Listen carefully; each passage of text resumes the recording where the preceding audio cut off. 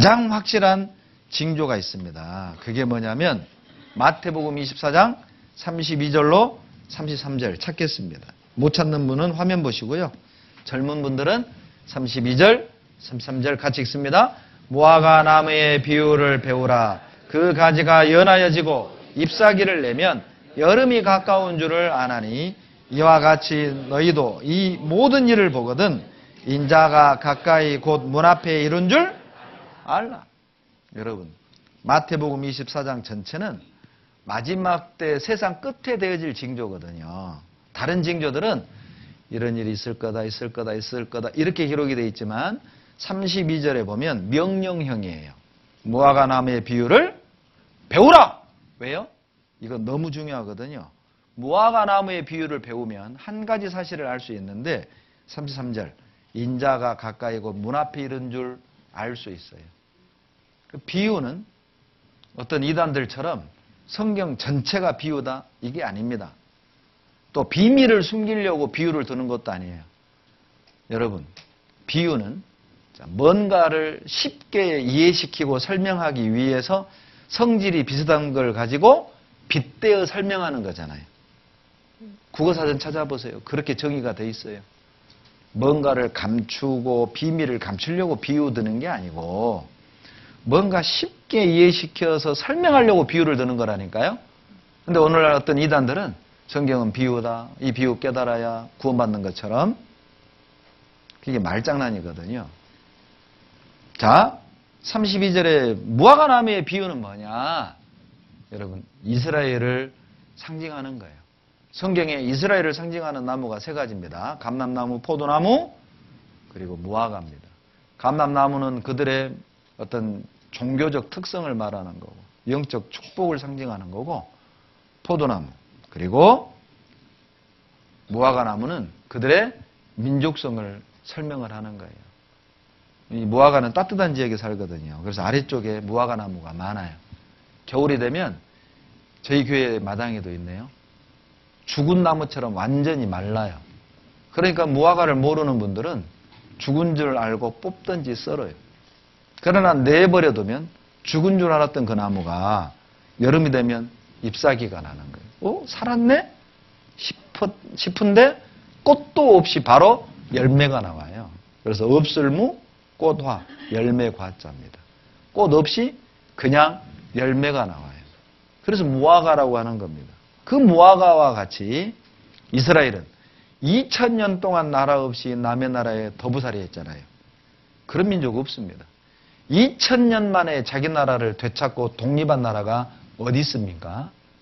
이스라엘은 역사 자체가 기적이에요. 그래서 이스라엘을 무화과나무라고 비유를 하는 거예요.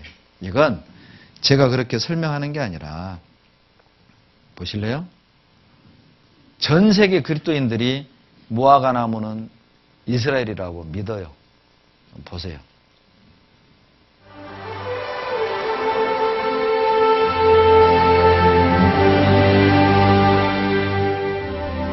무화과 나무의 비유를 배우라.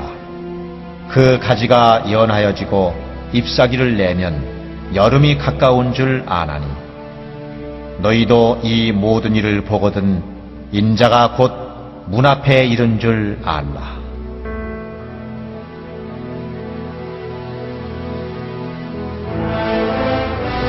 예수님께서는 그 재림의 시기, 인자가 가까이 곧 문 앞에 이른 시기를 알려주시기 위해 무화과 나무의 비유를 배우라 하시며 이스라엘의 역사를 움직여 가셨던 것이다. 예수님의 재림 시기를 알려주시기 위해 하나님께서는 이스라엘의 독립을 통해 전 세계의 역사를 움직이셨던 것이다.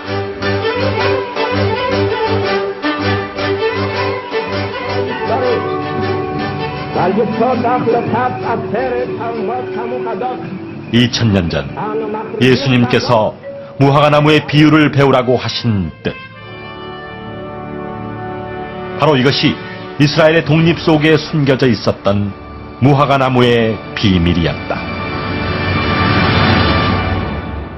자, 이 의미를 알고 32절, 33절을 마태복음 24장 32절 33절을 다시 같이 읽겠습니다. 무화과 나무의 비유를 배우라. 그 가지가 연하여지고 잎사귀를 내면 여름이 가까운 줄을 아나니 이와 같이 너희도 이 모든 일을 보거든 인자가 가까이 곧 문 앞에 이른 줄. 언제 문을 열고 들어올지는 몰라요. 문 열고 들어오는 날짜는 몰라요. 그러나 분명한 건 가까이 왔다는 건 알 수 있어요. 뭘 보고요? 무화과 나무의 비유를 통해서. 즉 이스라엘이 독립하는 것을 보면 정말 주님의 재림이 가까웠구나 알 수가 있어요. 이단 중에는 요한계시록을 알아야 구원을 얻는 것처럼 가르치는 이단들이 많습니다. 신약 성경에 예언서가 딱 한 권이라고 그랬죠. 요한계시록이거든요. 요한계시록을 왜 기록했느냐. 구원을 위해 주신 책이 아니에요. 요한계시록은. 그래서 요한계시록에 없는 단어가 있는데 믿어라 이런 단어가 없어요. 구원받아라 이런 단어가 없어요. 왜요? 계시록 1장에 보면은 이미 예수님의 피로 거듭난 주님의 몸된 교회에게 보낸 서신이 계시록이거든요. 이미 구원받은 자녀들에게 쓴 편지이기 때문에 계시록에는 믿어라, 구원받아라가 없어요. 그러면 왜 쓴 거냐? 앞으로 교회에 엄청난 핍박이, 환란이 일어날 걸 아시고 거듭난 주님의 자녀들에게는 앞으로 이런 일이 있을 거니까 걱정하지 마라. 하나님이 너희들 지켜줄 거야. 위로하고 격려하는 목적으로. 그리고 끝까지 복음을 배척하고 주님의 자녀들을 핍박하는 이방인들에게는 심판의 경고로 쓰신 겁니다. 그래서 계시록 1장부터 3장까지는 교회에 관한 말씀이에요. 그리고 4장, 5장은 그 교회를 하늘로 데려가는 휴거에 관한 말씀이에요. 그리고 6장부터 19장까지는 이 땅에 버려짐을 당한 사람들이 겪게 될 7년 동안의 저주가 기록이 되어 있어요. 그리고 20장에는 하나님이 예수님이 이 땅에 지상재림하셔요. 이 땅에 천년 왕국이 이루어질 걸 말씀하시고, 그리고 21장, 22장은 이제 영원한 천국으로 들어가는 내용이 바로 요한 계시록입니다. 그 계시록을 알아야 구원을 얻고 천국을 가는 그게 아니에요. 이미 구원받은 주님의 자녀들에게 앞으로 이런 환란이 올 거다. 그러나 너희들을 핍박하는 자들에게 이런 저주가 심판이 임할 거니까 참아라. 그래서 계시록에는 인내하라, 이기라 이런 표현이 있는 거예요. 왜? 구원받은 자녀들에게 이기라고, 견디라고. 그래서 이 요한계시록에는 구원받지 못하고 이 땅에 버려짐을 당한 사람들이 겪게 될 심판이 기록이 되어 있어요. 그런데 우리는 여러분 성경에 기록된 우리에게 해당된 예언을 눈으로 다 보는 시대라니까요. 그래서 어느 시대 사람들보다 마지막 우리 시대 사람들이 믿기가 쉬워요. 자, 도표로 잠깐 설명을 드리면 아담 때부터 아브라함 때까지를 양심 시대라고 그래요. 그리고 아브라함을 통해서 이스라엘 백성을 선택했죠. 그들에게 율법 주셨잖아요. 그래서 율법 시대, 선민 시대. 그런데 그 유대인들이 예수님을 십자가에 못 박아 죽였죠. 이방인들이 은혜로 구원받는다 해서 이방인 시대, 은혜 시대. 그런데 이방인들이 은혜로 구원받는 이것이 영원하질 않아요. 예수님의 제자들이 물었죠. 세상 끝에 무슨 징조가 있사오리까? 끝이 와요. 그 세상 끝의 의미는 주님이 이 땅에 다시 오시는 거예요. 공중에 오시는 겁니다. 뭐하러 오시느냐? 구원받은 사람들을 데리러 오셔요. 그걸 한문으로 휴거라고 하는데 요즘 워낙 한국에서는 휴거라는 단어가 좀 어때요?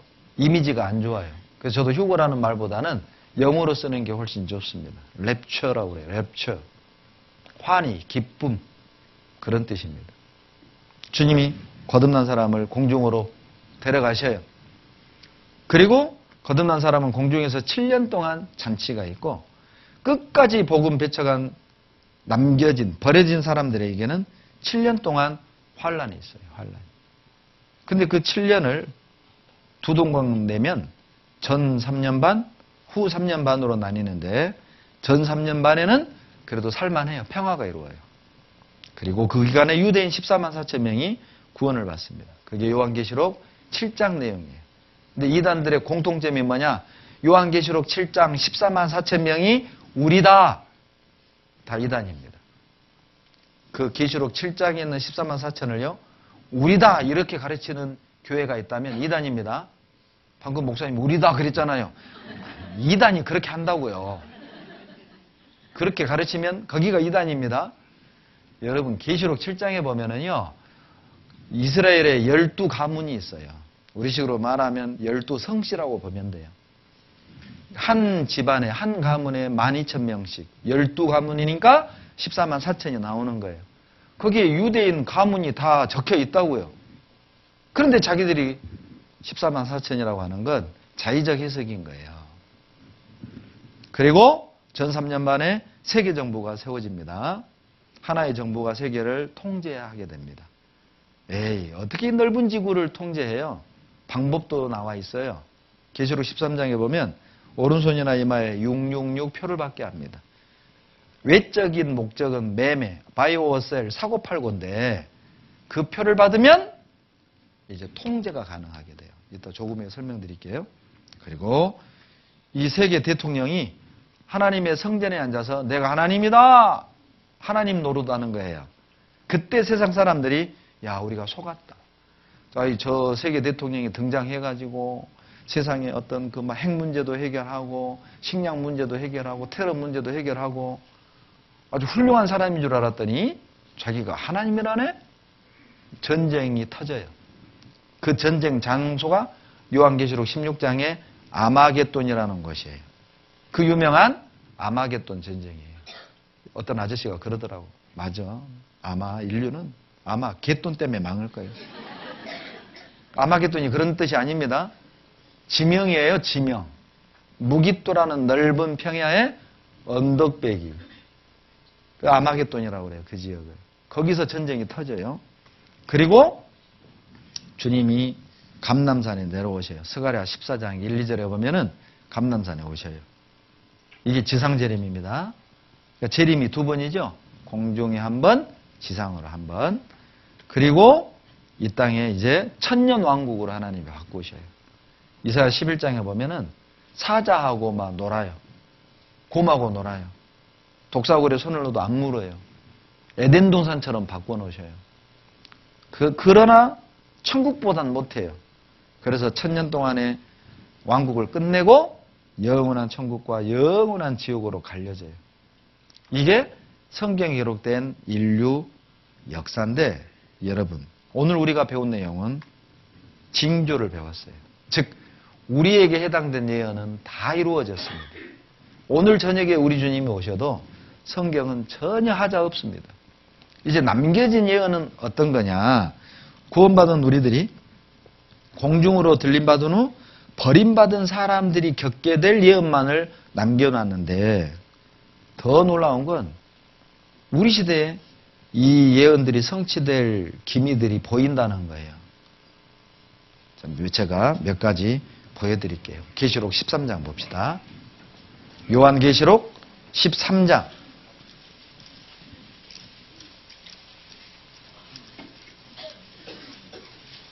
성경 제일 뒤에 있습니다. 1절, 2절 보세요.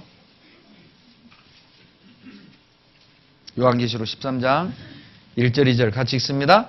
내가 보니 바다에서 한 짐승이 나오는데 뿔이 10이요 머리가 7이라.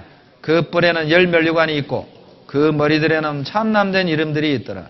내가 본 짐승은 표범과 비슷하고 그 발은 곰의 발 같고 그 입은 사자의 입 같은데 용이 자기의 능력과 보좌와 큰 권세를 그에게 주었더라. 잘 보세요. 1절에 바다에서 한 짐승이 나왔습니다. 뿔이 10개 달렸습니다. 머리는 7이죠. 자세히 보니까 2절에 표범 같고 표범 동그라미 해봐요. 2절에 비슷하고 그 발은 곰의 발 같고 곰 동그라미 해봐요. 그 입은 사자의 입 같고 사자 동그라미 해봐요. 이렇게 생겼죠.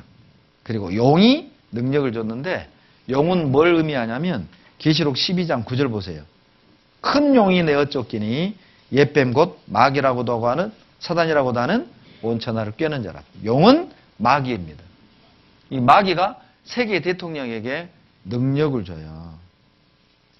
능력을 주니까 3절 보세요. 세계 대통령이 저격당했다 살아나요. 3절 봐요. 그의 머리 하나가 상하여 죽게 된 것 같더니 그 죽게 되었던 상처가 나음에 온 땅이 이상히 여겨 짐승을 따르고. 이 짐승이 세계 대통령이거든요. 이거 어떻게 알아요? 해석해 놨어요. 해설서가 있어요. 다니엘 7장 보세요. 자, 요한이 봤던 환상을 700년 전에 다니엘이 먼저 봤습니다. 다니엘 7장 한번 보세요. 자, 3절. 큰 짐승 넷이 바다에서 나왔는데 그 모양이 각각 다르니. 4절. 첫째는 사자. 동그라미 하세요. 사자 동그라미. 5절. 다른 짐승 곧 둘째는 뭐예요? 곰과 같고. 동그라미. 곰 동그라미. 6절. 그 후에 내가 또 본즉 다른 짐승은 곧 뭐 같아요? 표범과 같고. 동그라미. 그 다음에 7절 8절은 같이 읽습니다. 내가 밤 이상 가운데 그 다음에 본 넷째 짐승은 무섭고 놀라우며 또 극히 강하며 또 큰 천리가 있어서 먹고 부서뜨리고 그 나머지를 발로 밟았으며 이 짐승은 전에 모든 짐승과 다르고 또 10뿔이 있으므로 내가 그 뿔을 유심히 보는 중 다른 작은 뿔이 그 사이에서 나더니 먼저 뿔 중에 셋이 그 앞에 뿌리까지 뽑혔으며 이 작은 뿔에는 사람의 눈 같은 눈이 있고 또 입이 있어 큰 말을 하였느니라. 뭐 쉽게 설명해 준다더니 더 복잡하네. 너무 성급하게 생각하지 말아요. 자, 화면 봅시다. 제가 그림으로 정리해 드릴게요. 자, 다니엘은 짐승을 어떻게 봤냐면 바다에서 짐승 넷이 나왔어요. 사자 같고 곰 같고 표범 같고 넷째 짐승은 무섭게 생겼어요. 이런 순서로 봤죠. 그런데 사도 요한은 반대로 봤죠. 바다에서 10뿔 달린 짐승이 나왔는데 표범 같고 곰 같고 사자 같고 이렇게 봤어요. 자, 그러면 자, 바다는 뭐고 네 짐승은 뭐고 10뿔은 뭐고 작은 뿔은 뭐고 세 뿔이 뽑힌 건 뭐냐 해설해 드릴게요. 성경에 짝이 있다고 그랬죠? 자의적 해석을 하면 안 돼요. 주님이 다 설명해 놓으셨어요. 17절 보세요. 다니엘 7장 17절. 다 같이 읽습니다. 그 내 큰 짐승은 내 왕이라 세상에 일어날 것이로되. 자, 화면 보세요.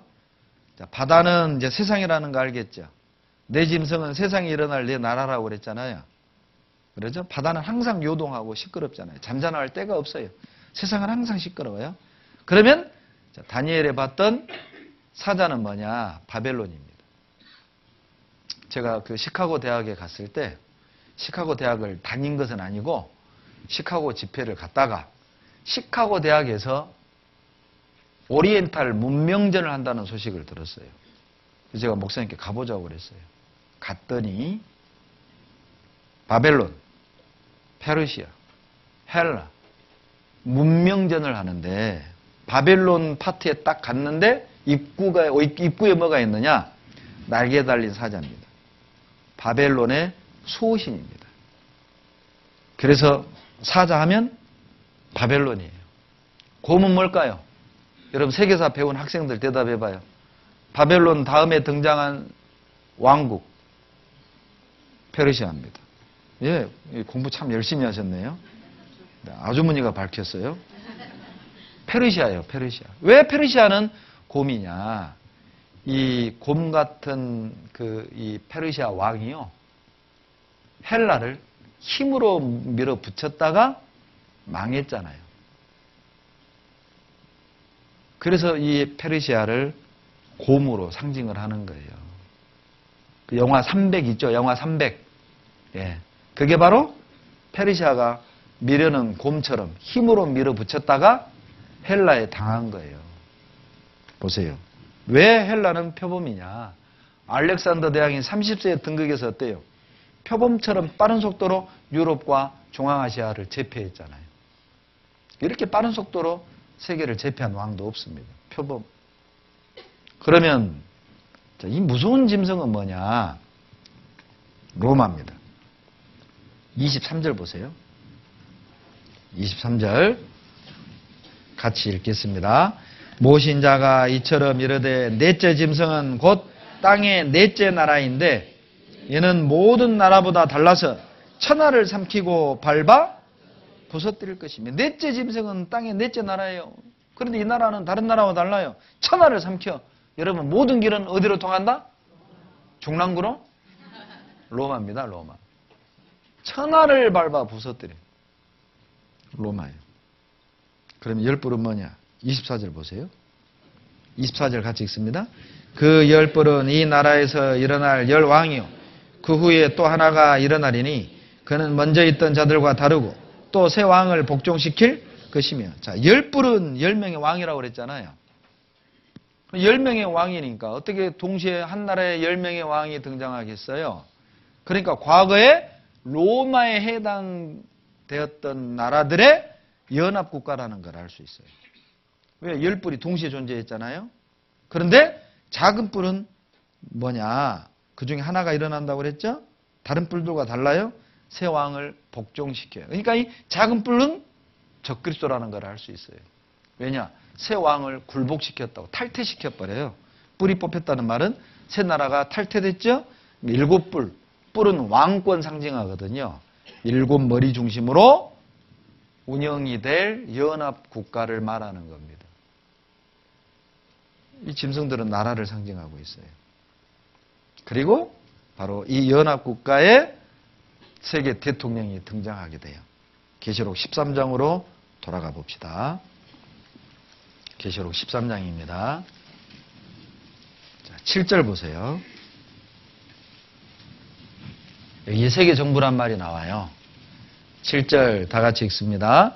또 권세를 받아 성도들과 싸워 이기게 되고 각 족속과 백성과 방언과 나라를 다스리는 권세를 받으니 보세요. 이 세계 대통령이 마귀한테 권세를 받아서 성도들과 싸우게 되는데 이 성도들은 우리가 아닙니다. 우리는 이미 환란 전에 휴거되기 때문에 여기서 말하는 성도는 요한계시록 7장에서 구원받는 유대인 14만 4천을 말하는 거예요. 그 유대인들을 구원받은 유대인을 다 죽여요. 목 잘라 죽여버려요. 그것도 조금 후에 설명드릴게요. 여기에 세계정부란 표현이 있죠? 7절에 보이세요? 자, 안 보이시죠? 중국어 성경 보여드릴게요. 보세요. 계시록 13장 7절 또 권세를 받아 성도들과 싸워 이기게 되고 각 족속과 백성과 방언과 나라를 다스린다는 이 부분이 중국어 성경에는 훨씬 쉽게 돼 있어요. 자, 읽어보세요. 这부, 各주, 各민, 各邦, 各国 이렇게 돼 있어요. 놀리지 마세요. 이 부분만 외워서 왔어요. 자, 이 정도 한문 아시잖아요. 다스릴 제자죠. 앞으로 다스릴 거라는 거예요. 뭘 다스려요? 각각의 민족, 각각의 백성, 각각의 방언, 각각의 나라. 여러분, 중국어에는 각각이 다 붙어 있어요. 그러니까 뭐예요? 세계정부죠. 각각의 족속, 각각의 민족, 각각의 언어, 각각의 나라를 다스리니까 그냥 편하게 세계정부라고 하는 거예요. 저는 이 성경을 89년에 배웠습니다. 그때까지만 해도 세계정부라는 용어가 대중매체에 흔하게 등장하지 않았습니다. 그러나 우리 시대는요. 들어보셨죠? 세계정부. 2000년 동아일보입니다. 세계정부 가능한가 이상인가? 가능합니다. 왜 세계정부를 세우자고 하느냐? 환경문제, 기후변화, 테러리즘 이런 문제는요. 초국가적으로 대처해야 돼요. 그래서 세계정부 세우자는 거죠. 여러분 유럽연합은요. 세계정부 모델이에요. 연습하는 거라. 아인슈타인이 했던 연설문입니다. 제가 대학 다닐 때 원어로 배웠어요. 내용이 뭔지 아세요? 앞으로 인류는 두 가지 운명에 직면하게 될 거다. 핵으로 망하든지 아니면 세계정부 세워서 핵을 통제하든지. 그래서 아인슈타인이 세계정부 수립하자는 거예요. 왜? 핵전쟁 막아야 하니까. 핵전쟁 터집니다. 지금 상황 보세요. 전쟁으로 치달아가고 있잖아요. 순간 하면 터지는 거예요. 보세요. 타임지지 논설위원이죠. 세계정부 탄생할 거라는 거예요. 이분이 뭐라고 한지 아세요? 나는 앞으로 100년 내에 우리가 알고 있는 뜻의 민족이라는 단어는 구어사전에서나 찾아볼 수 있는 단어가 될 것임을 확신한다. 모든 국가들은 하나의 세계적 권위를 인정할 것이다. 전부가 다 예측하고 있습니다. 세계정부로 세계가 통제하자는 거죠. 세계정부 태동합니다. 경향신문입니다. 세계정부. 누가 어떻게 운영하는 것이 과제예요. 더 놀라운 거는요. EU 10개국 유럽 통합 논의 시작했습니다. 물론 회원 국가는 20개, 30개가 될 수 있지만은 그러나 상임 이사국은 10개로 될 거예요. 의결기구는 10나라 중심으로 될 거라고요. 회원국은 20개가 넘을 수도 있어요. 뿌리 10개라고 그랬잖아요. 결정권을 가진 나라들. 그런데 그중에 3개가 탈퇴할 거라고. 영국 탈퇴한 거 보셨죠? 보여주는 겁니다. 뿌리 뽑힐 수 있는 걸 보여주는 거예요.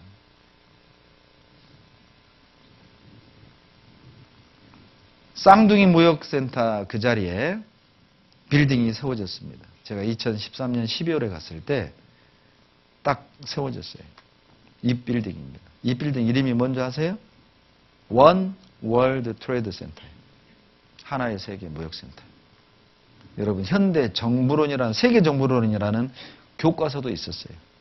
세계 헌법 초안도 이미 만들어졌습니다. 여러분 어떻게 생각하세요? 위정자들이 법을 만들면 우리는 지킬 수밖에 없다니까요. 자, 그러면 어떻게 통제하냐? 통제하는 방법